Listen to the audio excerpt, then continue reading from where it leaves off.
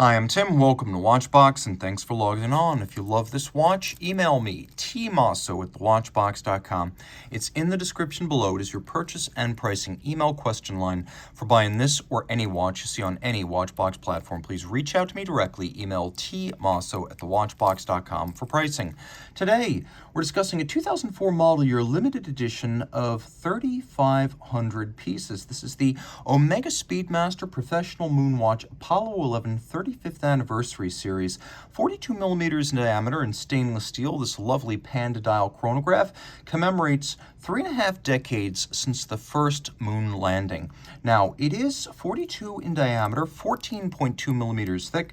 From lug tip to lug tip, the case measures 48.3 millimeters. From end link to end link, the total distance across the wrist is 53.2 millimeters, and it has a 20 millimeter spacing between the lugs. Throw it on the wrist. My wrist is 16 centimeters in circumference, and it's a large watch. It must have seemed enormous back in 1969. Today, it's a nice full-sized men's sports complication. I would recommend a wrist of at least 15 centimeters circumference to wear it on a bracelet. On a strap, it would fit a wrist as small as 14 centimeters circumference.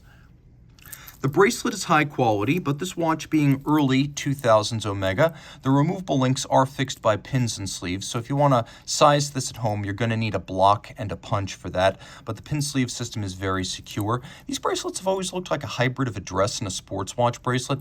We have these ovoid cross sections and polished intermediates, but it is a 3-link design with quite a bit of structural integrity, so it's still very much a sports bracelet. It just wears well with formal attire if you so desire, and there's a little bit of a taper of the links down from the lugs to the clasp itself, which has a thick gauge steel single swing arm and clasp body that uses twin trigger release. You can see the engravings on the clasp are still deep and pronounced, well defined, and we have 2 different anchoring points. There are 2 sets of divots, and you can move the spring bar in and out to fine-tune the fit using your strap tool. Taking a quick look at the case, it's very familiar. The Apollo 11 astronauts all would have recognized this case with its lyre-style lugs, which means the lugs have both inboard and outboard beveled profiles.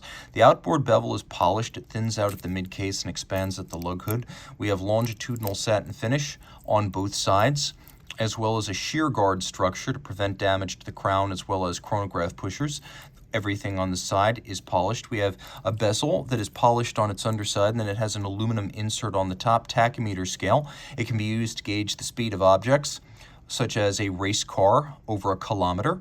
We have a Hesalite or thermoplastic crystal, and you can tell it has that little Omega engraved logo on the underside, so you know it is a factory Omega Hesalite crystal.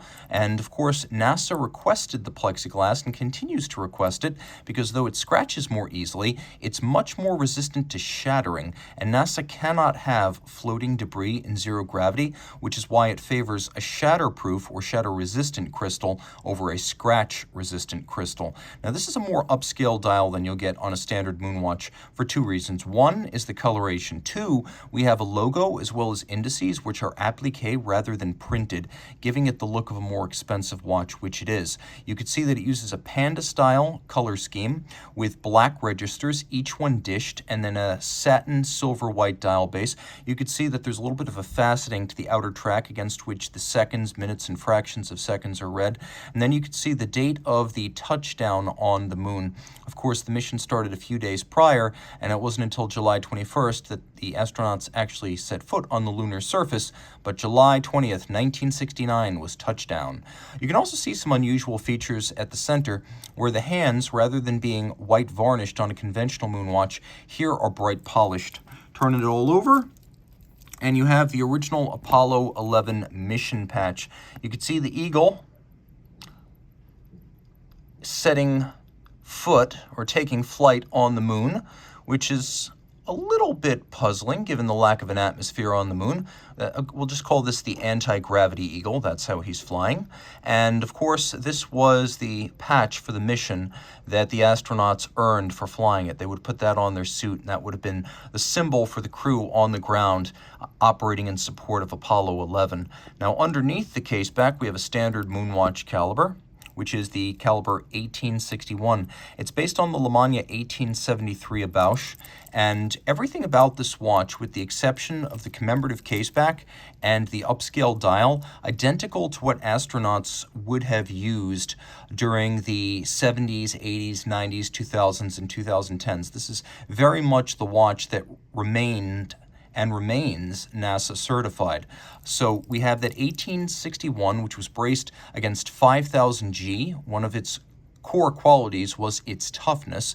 It's a manual winder with a 48-hour power reserve. It beats away at 21,600 vibrations per hour. It pivots on 18 joules, and it operates with a combination of a cam function selector and a lateral clutch chronograph engagement. All of this is water resistant down to 50 meters. You can also see that there is commemorative caseback text, limited edition, individual numbering, and a notation that this was the 35th anniversary of Apollo 11.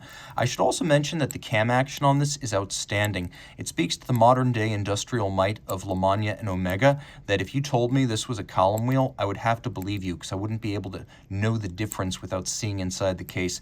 That's how crisp and satisfying that cam action is. Reach out to Team Mosso at thewatchbox.com for purchase and pricing details of this Apollo 11 35th anniversary.